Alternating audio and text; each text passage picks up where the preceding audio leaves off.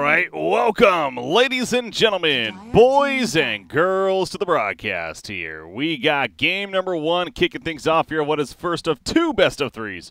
That's going to be coming at you here on this stream, at least. This is the PGL Open Bucharest NA Regional Qualifiers here. We got this matchup here. What is the Iceberg versus the Dire? The winner of this will move on to the playoff stage, where they'll take on Complexity in that single elimination playoff stage. Again, 8 teams starting, 4 teams moving on to the playoffs. Eventually, we get the 1 team to decide. That's how it all breaks down. But we're excited to be here again.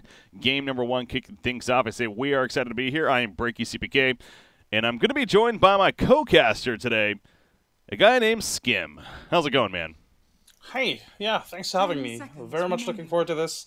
Dire, obviously, you know, one of the favorites going into this overall qualifier. I mean, they just came off of a win at the Kings Cup. They qualified for the Summit, and you know they're looking really hot. But Iceberg, also a very promising team. They just won versus. Oh no, they did lose versus Immortals, but still a very promising team. You know, lots of good names in there as well with Brax, Clairvoyant. So I think for any NA fan, this is a really exciting match to watch. Absolutely. Obviously, the Dire is one of the teams where, as you mentioned, they had the great run there in the Kings Cup. They finished at 11-0 as far as the results went, which ultimately got them the victory again, including a 3-0 sweep over DC in the finals right there. So they've already got 1 lane under their belt, and obviously they have the mission of more to come. So this is another one of those, being the PGL minor, and again, no doubt a favorite team. But hey, you mentioned Iceberg here. Iceberg's as you said, they have some recognizable players, no doubt, but definitely a team still trying to develop, one of the up-and-coming teams. Obviously have a tough challenge here, and that is the Dire. So looking forward to it. Again, the winner moves on to play Complexity, who, by the way, is playing Evil Geniuses right now as we speak, and I believe they're even up 1-0. They're up 1-0, and they absolutely destroyed EG as well in that game. So they are looking very hot. So whoever's going to win here is not going to have an easy road, that's for sure. Yeah. No, it should be fun. We got the draft starting, obviously, so let's go ahead and take a look at what we got. Well, only 1 pick so far. Earthshaker coming out. You know, something, I know that you were watching that game as well, that they were just, the Dire was just playing against a team called Starboys, I believe, for the ESL qualifiers. They were running an off-lane Winter Wyvern in that game. Yes. And we've seen that a little bit being picked up here and there, so I wonder if something creative like that is going to come out here. I sure hope so. It's a lot of fun to watch. It's very, very new, and especially in a meta right now. You know, after TI, there's not been a big balance patch just yet. Some people feel that the game has become a little bit stale. You know, people are yearning for that new patch.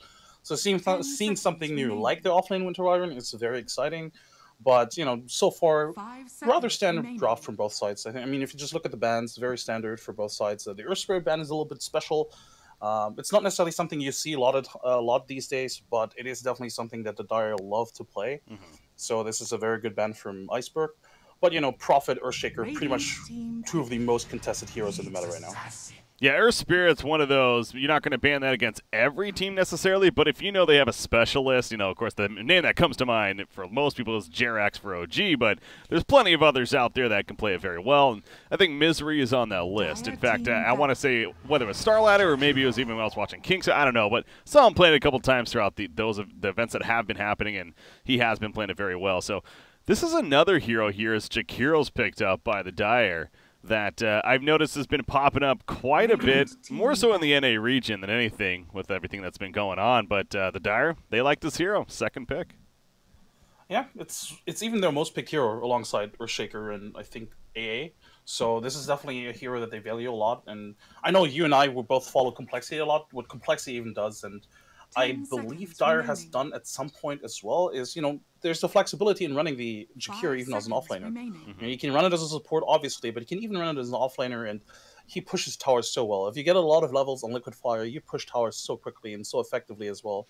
So there's a lot of flexibility in the draft just right now, because you have both Earthshaker and Jakiro, 2 heroes that traditionally are played as a support, but can technically still be put into that offlane position. So in that sense, they have a lot of flexibility for them, whereas Iceberg pretty much already shoehorn themselves into an offlane Nature's Prophet. I mean, again, there are other teams that also play the Nature's Prophet as a carry, but in most cases, it is that offlane Nature's Prophet. So for them, it is pretty clear-cut Nature's Prophet offlane Nyx Assassin, most likely on Clairvoyance as a Roman. Yeah, I think that's something that teams tend to almost overlook sometimes as far as when they are making the draft. You made a great point there that on the Dire side, you're not really 100% sure where those heroes are going to end up. I mean, yeah, Jakiro, the 5 position is likely. I mean, we have seen mid-Jakiro, but again, 5 position. But Earthshaker, one of those diverse heroes. As you point out, though, it's pretty much a good chance it's going to be a 4 or a 3 position NP and a 4 position Nyx assassin. Now, I will say, speaking of again, yeah, complexity, they have ran Nature's Prophet in the safe lane. In fact, they were doing that against EG in the series over there that we were just talking about. So there is potential, definitely, but again, a little more expected. Necrophos is going to be the 3rd pick, though, from Iceberg here.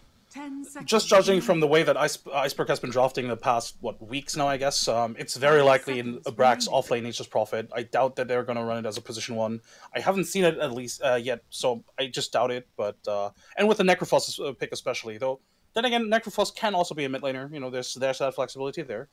But just looking quickly at the bans, I'm actually surprised that the Dire took out Ancient Apparition themselves, and it makes me wonder if they were looking for that Necrophos, because AA, again, one of the most picked hero alongside Jakiro and Earthshaker for the Dire, and it is definitely a hero that fits well into the lineup right now, unless obviously they have other plans for these 2 heroes. But, you know, Earthshaker, one of the more mobile supports, you can just jump anybody, and with the support of the AA Blast, it's almost definitely a kill, right?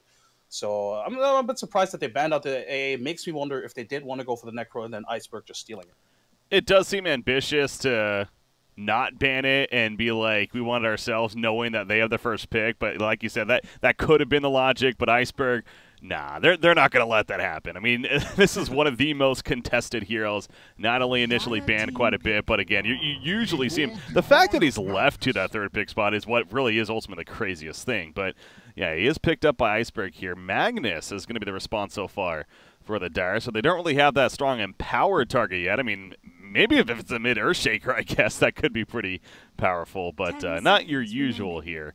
But yeah, Magnus coming out for the Dire. What do you think?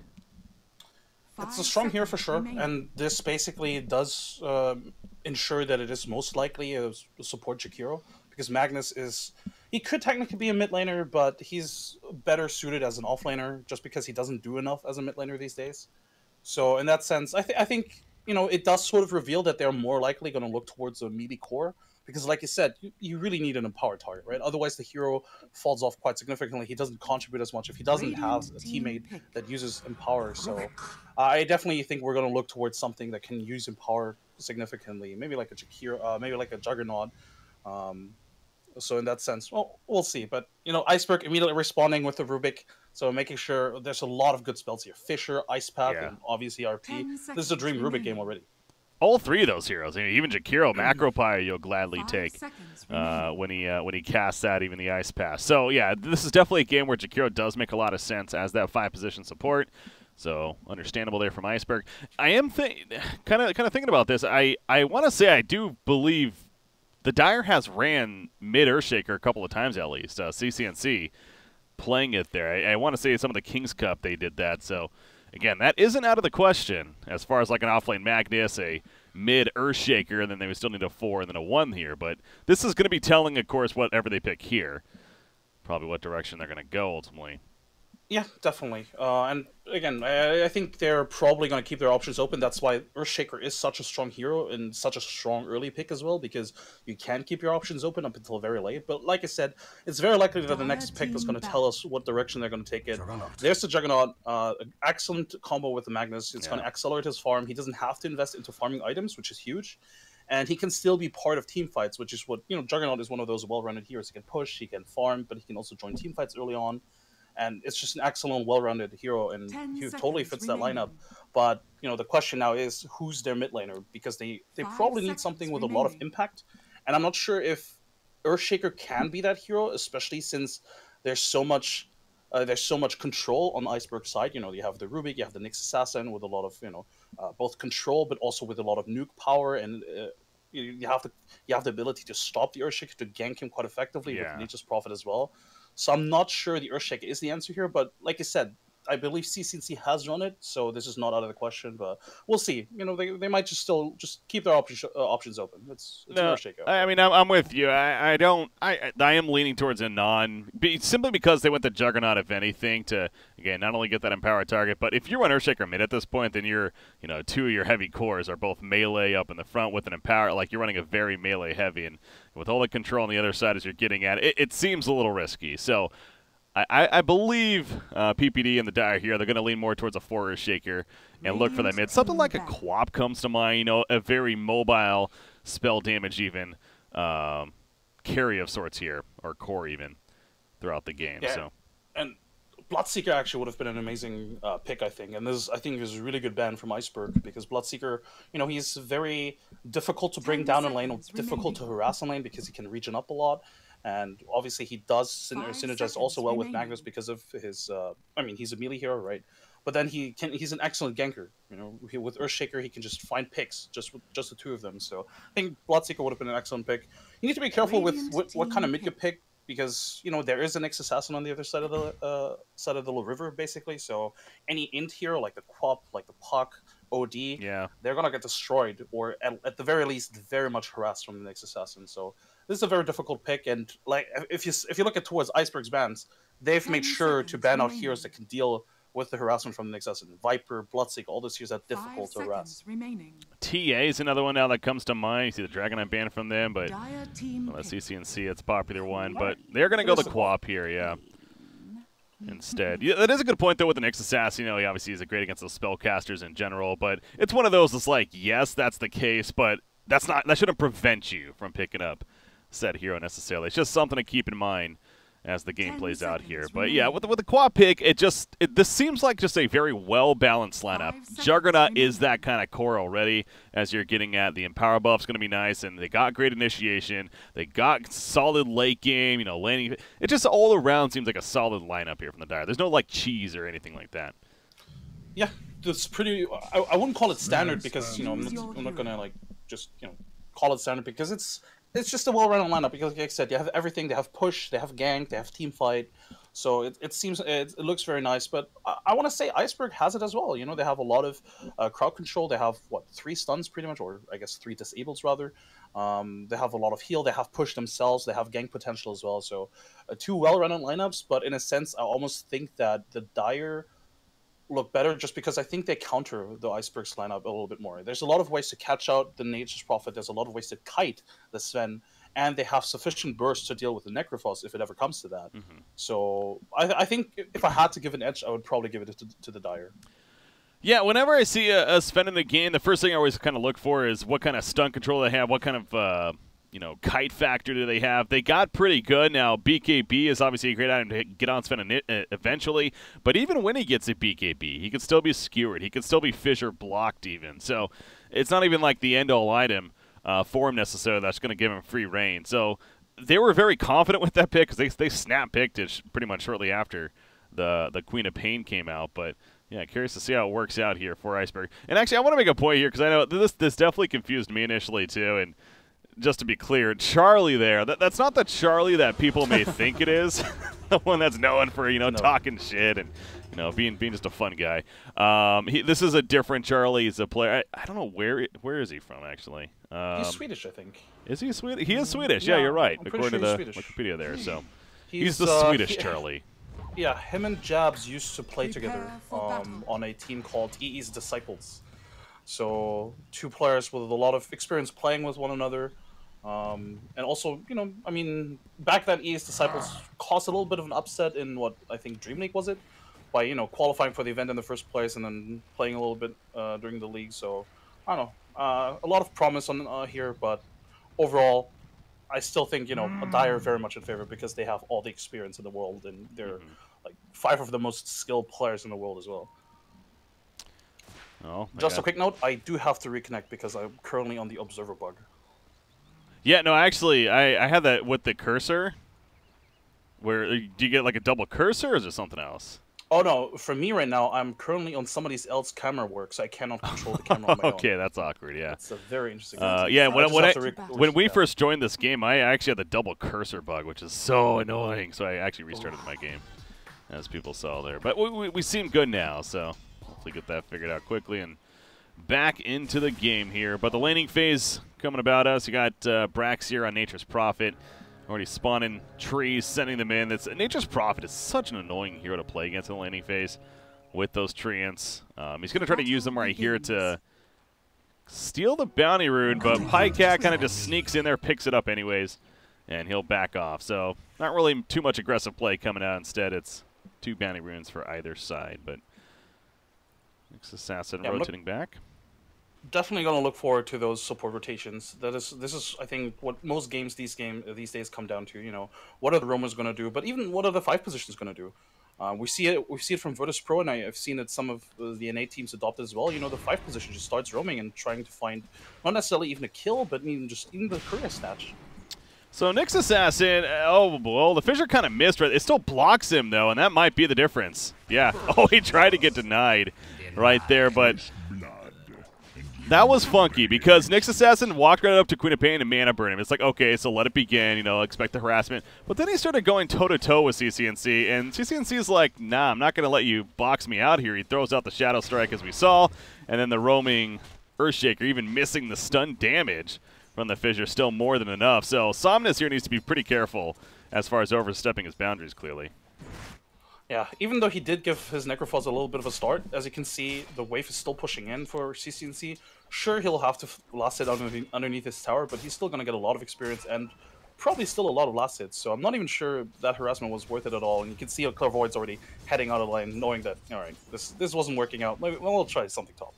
That's a feels bad man moment because Bryle, I'm sure, is not too happy. Is 4 position feeding the other mid for the first blood right away. Top lane, speaking of that, Zai, he does not have Skewer. He went in power at that level 1, a little bit greedy, and that might backfire right here. Maybe, nope, maybe, yes. Oh, Nyx Assassin, talk about feeling bad to feeling good. He ends up getting credit for the kill at the top lane, so at least he makes great use at the top and sets up the ultimate kill. So yeah, going the Empower. Sometimes you'll see that Skewer at level 1 for the reason of we saw right there, but he just was not level 2.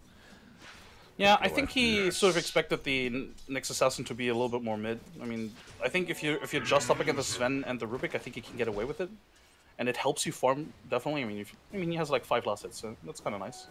But yeah, like you said, if you had Skewer there, probably survives. But still, I think if you're Zai, you're probably fine with this. Denied.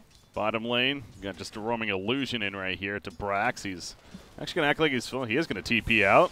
Again, we know that's just an illusion, but for all he knew, that was the real thing, actually. So he'll TP back to base, get some regen. Pycat will continue to pick up the free farm right here. What do you like to see from an off-lane Nature's Prophet? He's level 2 right here. Obviously, he has teleport. Should he be looking to port into places as soon as possible, or should he be sitting in this bottom lane, leeching, getting experience here? Well, for now, probably trying to survive. Yeah, that's not going to happen. Yeah. No, overall, I think just trying to get as much farm as possible. If you can find the opportunity for a gank, sure, use it.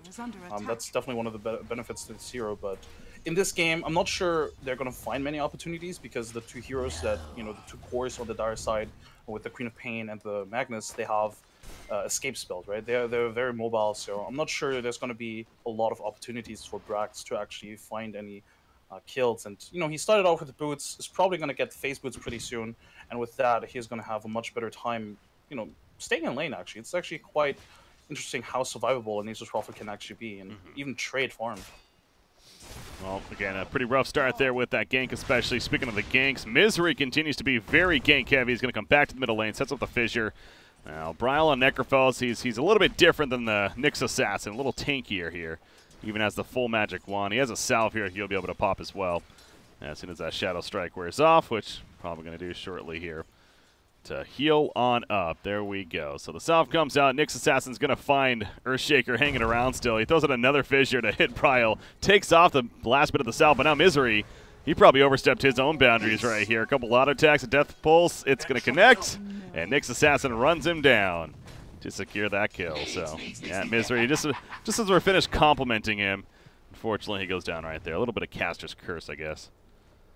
Yeah. Somebody even in chat pointed out appropriately, you know, why would CCNC play mid if you have Misery on your team?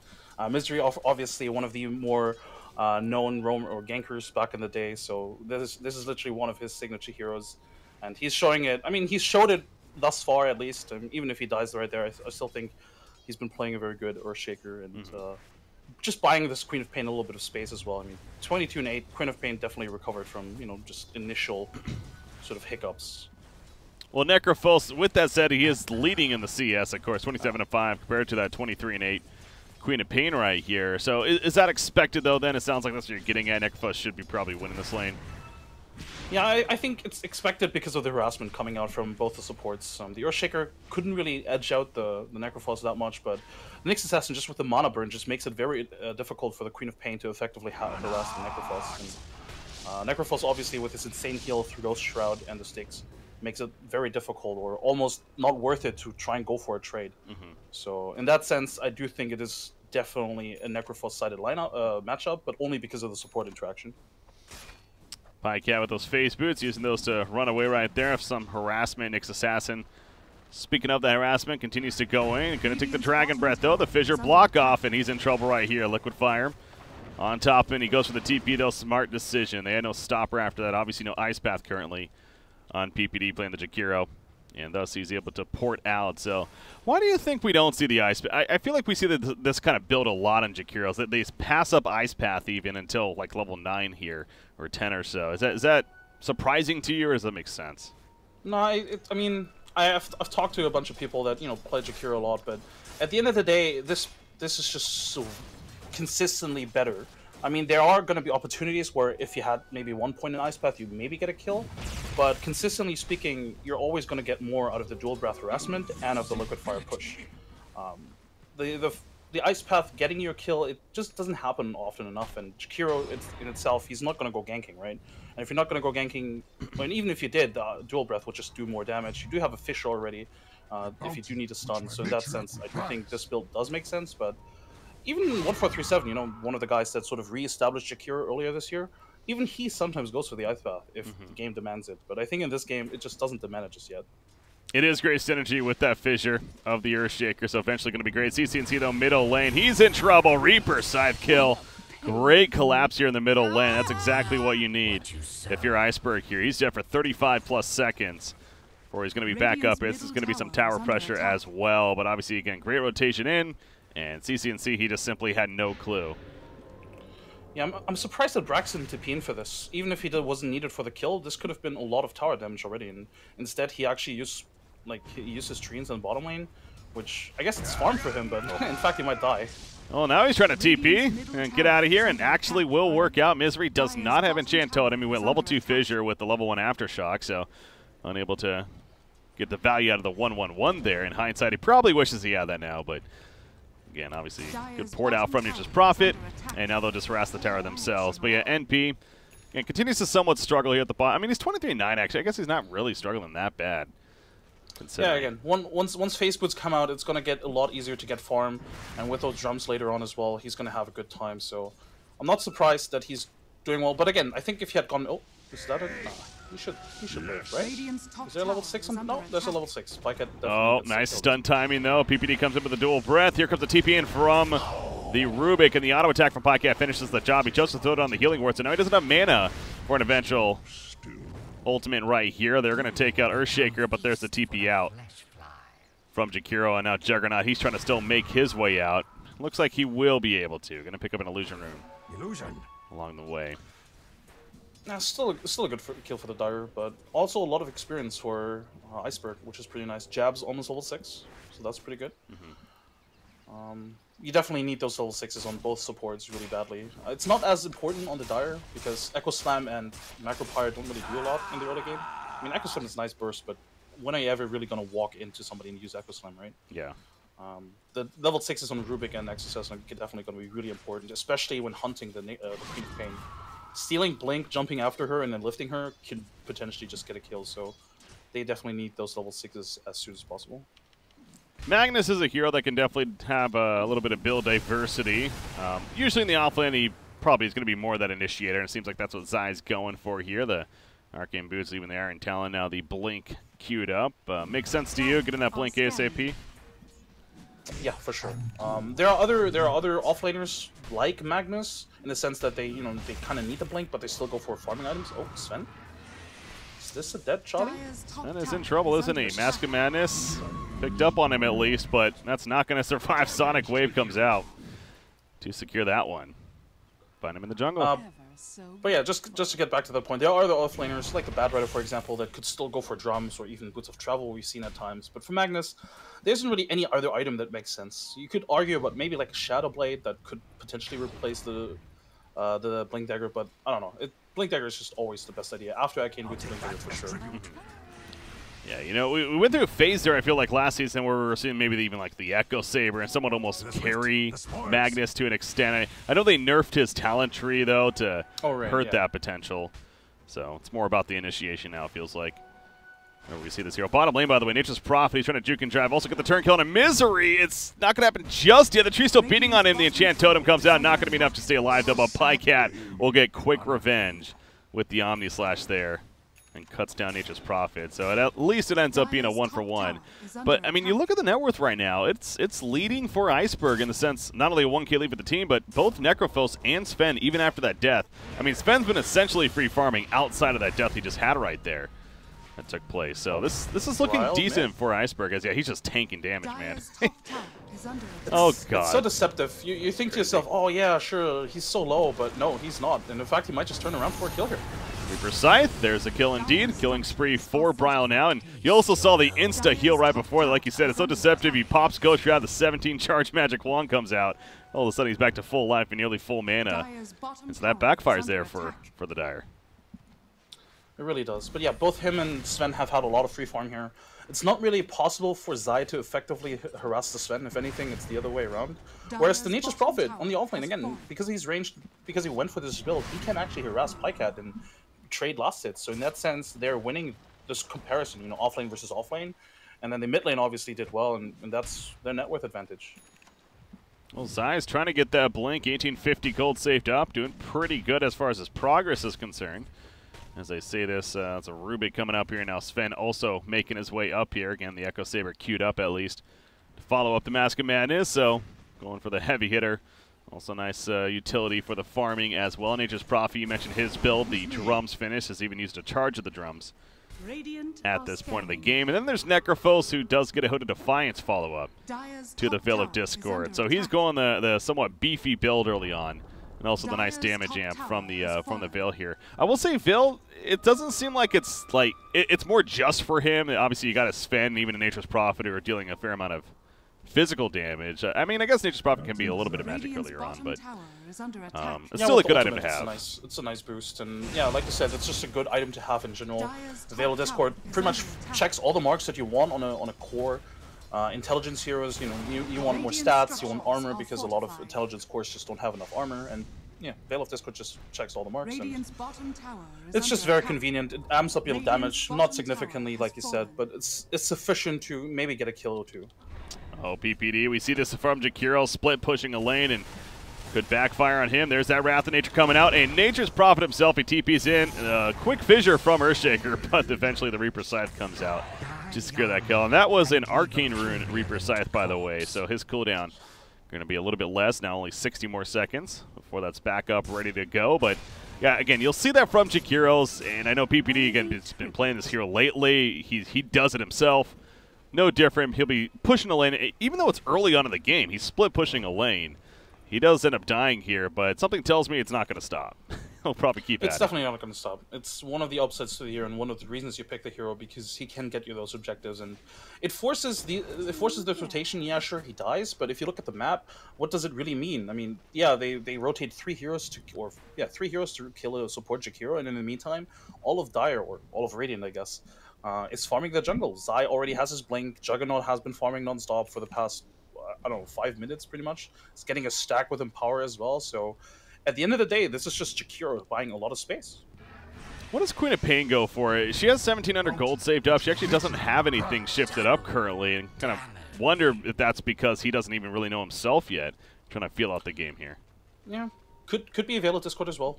It's, again, you know, it's pretty much for the same reasons as for the Necrophos. It's just great stats and overall just boosts her magic damage output. But could even go for a little bit of a greedier build with the Orchid, or just go for a little bit. Oh, they find the Nyx Assassin. Yeah, they found him, but he actually is in a pretty decent spot right here, especially with support coming in. In fact, PPD again going to be cut down by the Reaper's Scythe. They get the turn kill. Scream of Pain committed for this, but CCNC is going to barely be able to make it out, as the damage wasn't enough. Double damage on Necrophos. I mean, he's not the craziest hard hitter as far as right clicks go, but still, double damage on anyone is going to be a nice damage spike. So almost catches him as well, but it ends up being that 1-for-1. Another Reaper's Scythe kill for Necro. Yep. Good kill for them. Unfortunate for Jakira and for the Queen of Pain a little bit. You know, they had the Sentry preemptively there because they knew the Nyx Assassin was going to scout them out at some point. And almost felt like CCNC was baiting it because he's trying to hide in the fog a little bit. But unfortunately for them, the support rotation, or the rotation was there from the entire Iceberg team. But yeah, just to come back to the CCNC build, like I said, he probably kept his options open. He is going to go for the Orchid now, which makes a lot of sense. You know, he can solo kill virtually anybody, maybe not the Sven. But with the Orchid, you definitely have a little damage output, but it leaves you very squishy. Radiance. That's something he has to look out for. Yeah, Radiance coming along for Necrophos here. He's honestly on a good track for it. He's 2,300 gold currently saved up. We're only not even 16 minutes into this game, and the fact that he even has the Hood and the Veil before that, again, he's not surprisingly up there on the net worth chart now. As I say that, Pycat is doing fantastic on the other side with the Yasha finished. Couple of ancient stacks, one with Empower. This is just the benefit of running a Magnus and any melee core lineup, really. You get that net worth advantage that you would probably otherwise not get, because Sven should normally outfarm Juggernaut any day. But that Empower just makes it so strong, like that makes Juggernaut so strong. In teamfights, it's going to make him so strong as well. So yeah, this is something we're going to have to look out for. Yes. Look at PPD here. He's trying to ultimately escape, but good job by Jabs actually running him down the whole time. Eventually runs up to him. And no Reaper Scythe kill there. Necrophos was out of mana. I do kind of wonder. See, okay, I'm curious what you think on that situation. So you're a Necrophos, you have a support like that. Do you commit the Reaper Scythe knowing that he's dead no matter what, or do you maybe hold off if you have the choice? I think usually you do just commit, but I think that engagement earlier where he used it onto the Jakira and didn't have it for the Queen of Pain anymore, I think that kind of discouraged him just here, because Braille actually did use the Reaper Scythe but stopped at mid-animation to just go for the normal kill.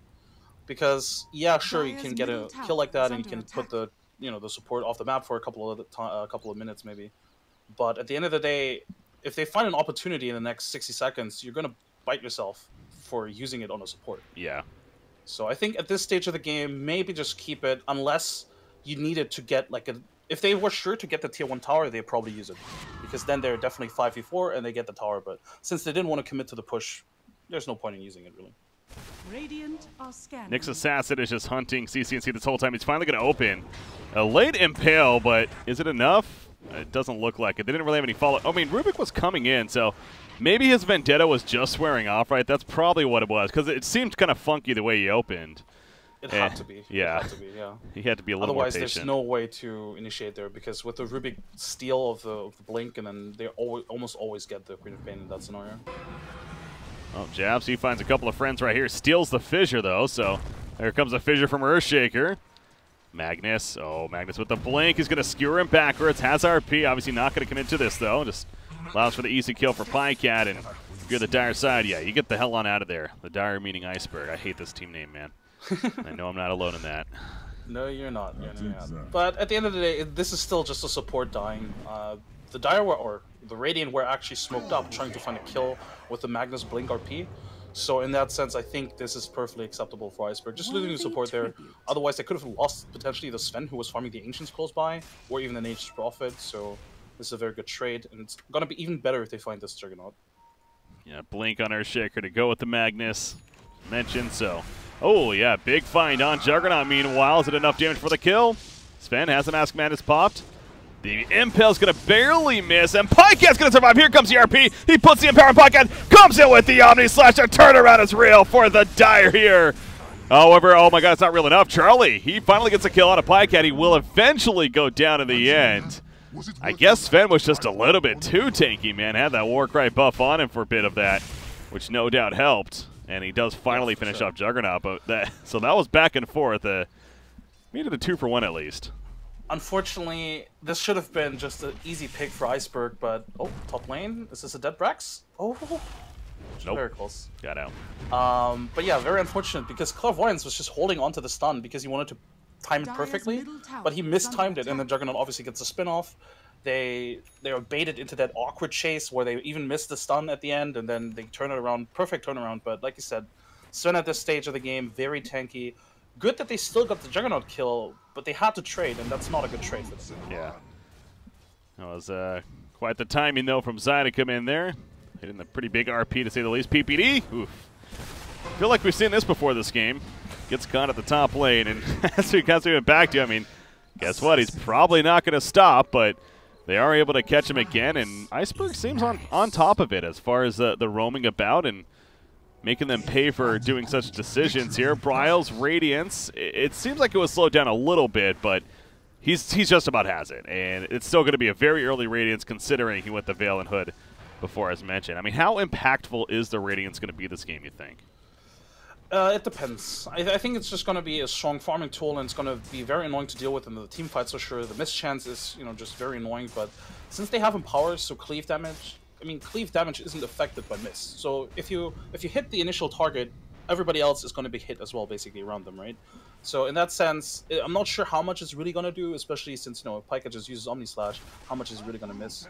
So in that sense, yeah. I still think it's a strong item, and you definitely want to get it on the Necrophos, right? But yeah, I think there are other games where it's going to be much more impactful, but this might just not be that one. That's an item that definitely took me a while. I mean, I know that doesn't mean much, me being just a simple 3K MMR player, but it took me a while to kind of grow on the idea of a Radiance Necrophos. It felt odd initially, but as time has moved on, I have understood more and more why we see that, and especially, again, if you get at a rate like this, the burn effect's so powerful. It's a huge amp farming tool, if anything, as they find Nyx Assassin here, by the way. Of course, the Sentry Ward helping them do that. It's a nice catch. But yeah, it's almost like I just expect to see it on Necrophos every game now, pending him getting completely locked down, which, let's be honest, that rarely ever happens, because it's Necrophos, so... When's that patch, by the way? It really is difficult to hold him down for an entire game. That's alone. Oh, mid lane. Engagement, sorta. Sven jumped in. The God Strength is active. Something was stolen. That was just Empower. But I say just lightly. I mean, you give that to Sven now, and all of a sudden it's even harder. But it ends up being one of those awkward fights where no one dies, and they kind of just walk away from each other there. It's very awkward. They even use the God Strength for it. It's just on the dire side, they have little ways to turn team fights around like that, unless they get like blinks on Rubik and Nyx Assassin. Because right now their initiation is pretty much just Ice or Charlie just jumping somebody with a Stormbolt, right? But if he gets initiated upon, where's the turnaround? Like where's the counter RP? Where's the counter Echo Slam? Oh, it's on the Radiant side, right? They all have these tools to if they do get initiated upon, they can always turn it around. So. This is definitely something that Iceberg need to address soon and need to give their supports some farm, but the way the map is right now, they're not getting any farm. Look at the supports. They're not anywhere close to a Blink. Yeah. That's a ways off right here. Smoke coming out from PPD stack. aka the Dire here in the middle lane.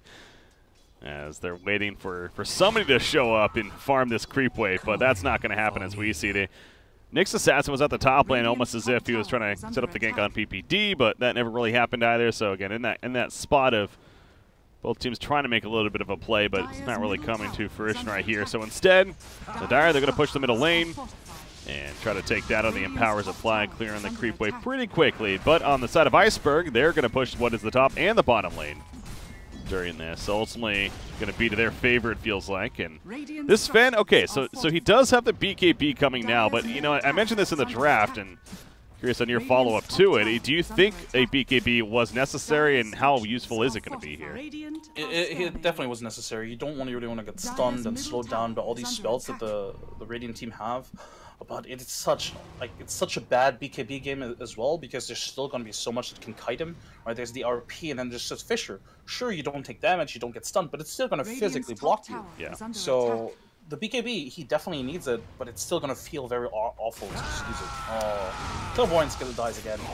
That's just very good warding from the Dire side, or from the Radiant side. It is, but if I'm Nyx Assassin in this game, I feel like you would have almost learned your lesson by now, right? Where if you find them, don't stay around. Like, he saw them, I mean, he might have been blind, to be fair. Okay, by the time he saw them, it was too late to react. I mean, that's very possible, but That's happened, I want to say, at least 3 times now, where he's kind of in that area around them, and they just turn him because they're doing a good job of keeping those sentry wards down. And he's definitely run into some choke points where you would expect vision. You know, he ran into the Radiant jungle, Radiant Ancient Camp, for example. I mean, if you have a Juggernaut with Empower, you're always going to ward that area because you want to keep his stack safe, right? So in that sense, I definitely think a few deaths could have been prevented.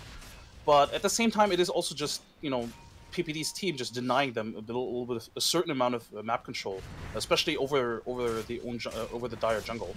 Because yeah, they have 2 sort of wards in front of it, but at the same time they don't have any wards inside of it.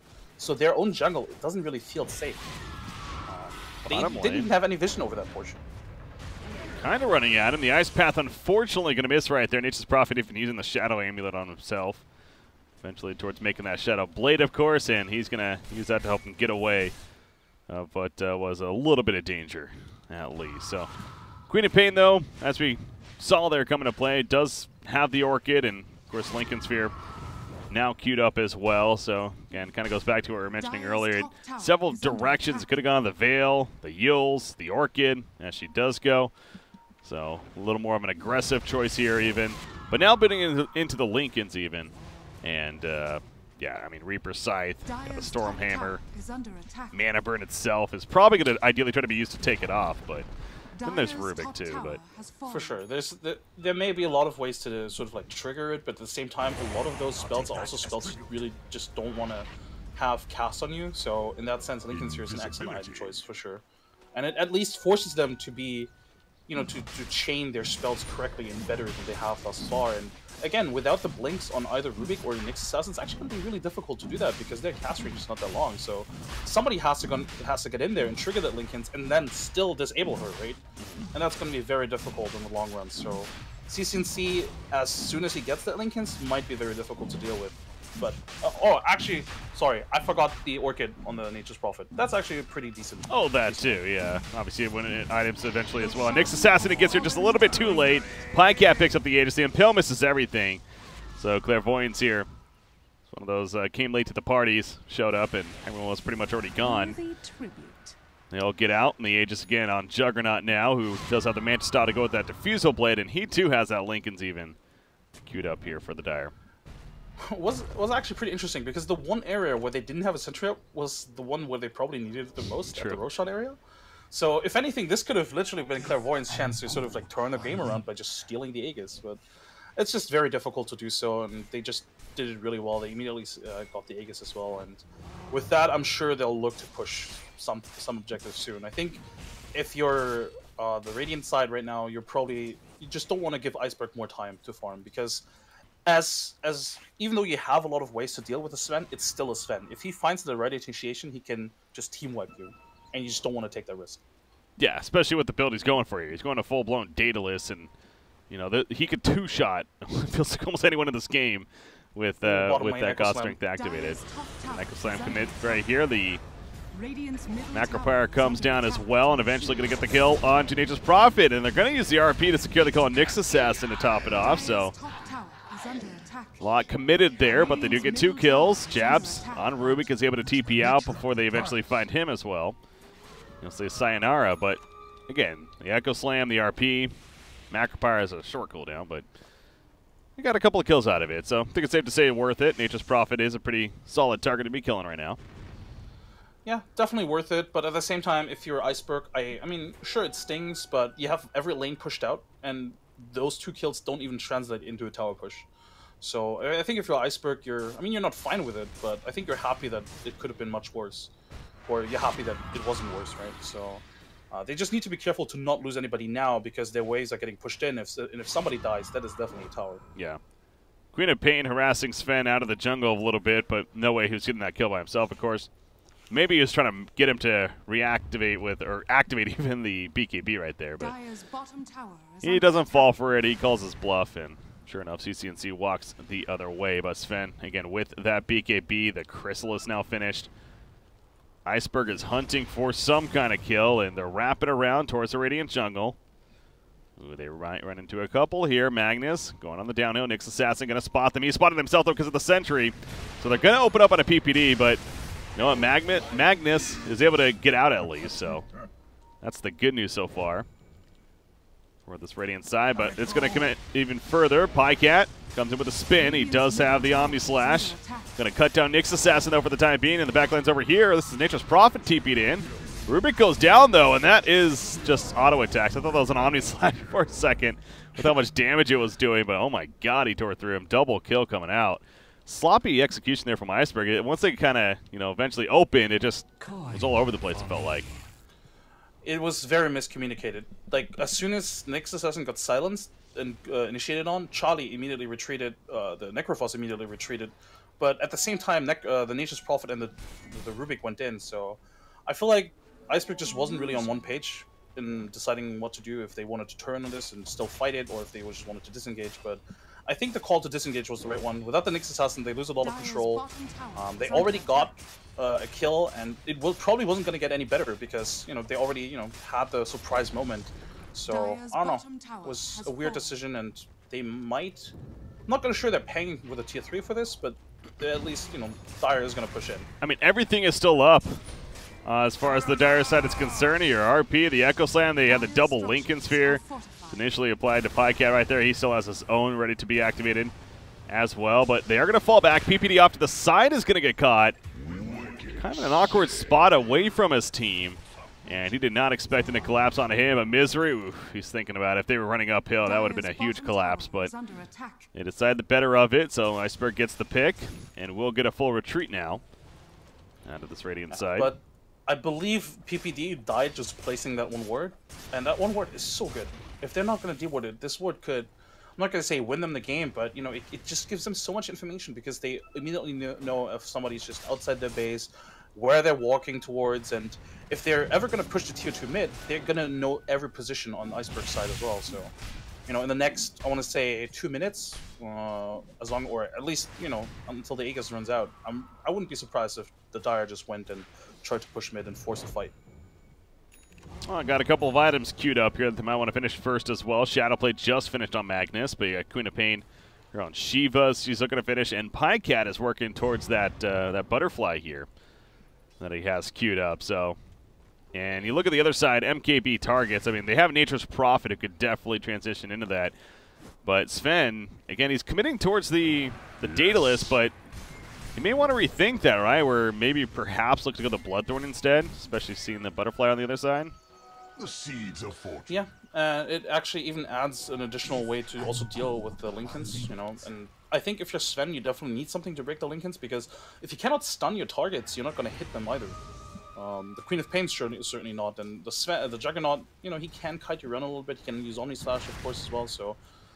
I don't know, I definitely think he would need the Bloodthorn, but if they find a good initiation, again, this is a Sven, if they find a good initiation, a good fight, his Daedalus can win them that fight as well, so maybe it is going to work out. But Clairvoyance in the meantime, is just going to die in mid lane.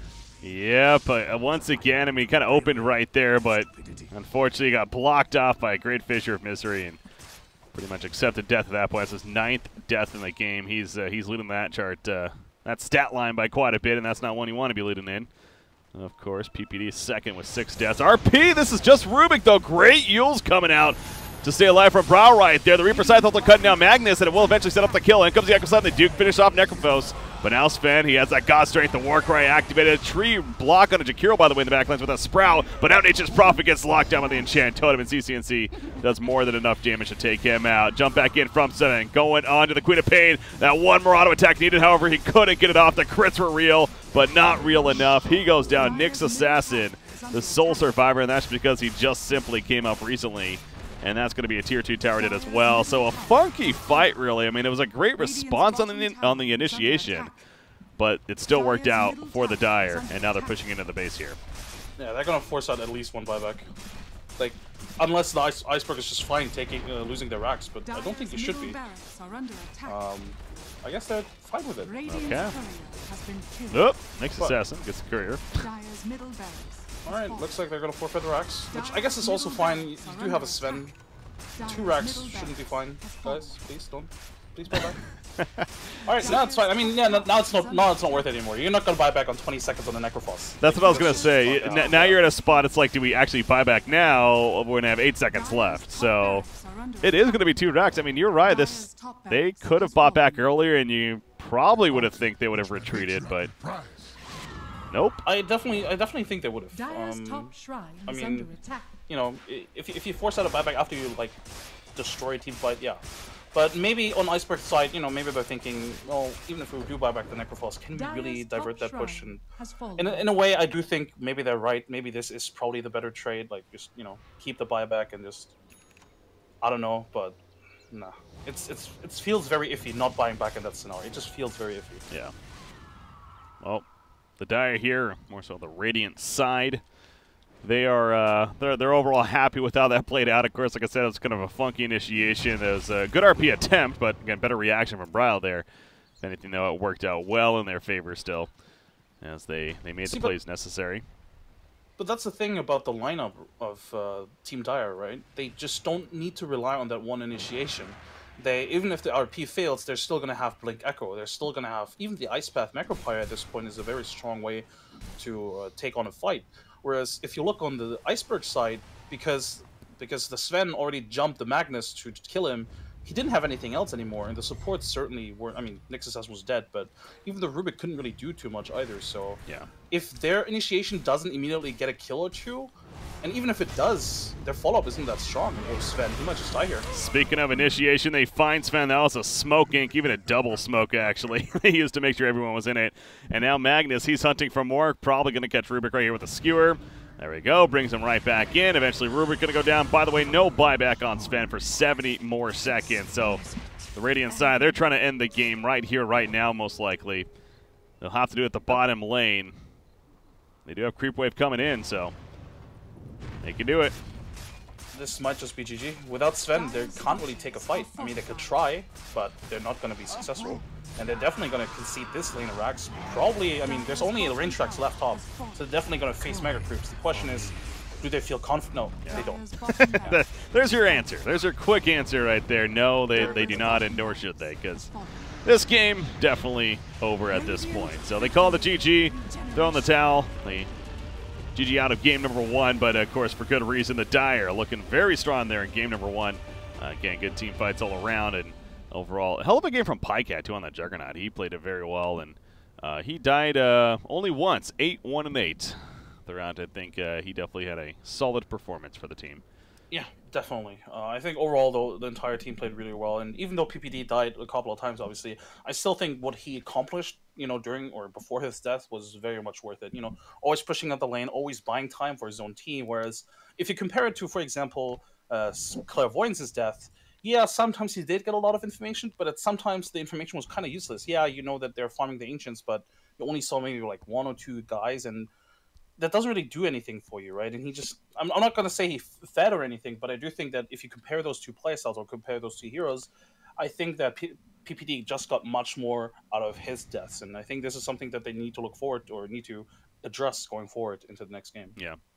Yeah, Iceberg, I mean, they definitely looked solid early on. They had the top 2 cores in the game as far as net worth is concerned, both Necrophos and Sven, but it did feel like that draft kind of just died off of sorts. The initiation really kicked in for the Dire over there between the Magnus, between the Earthshaker, and their team fight just proved to be that much stronger.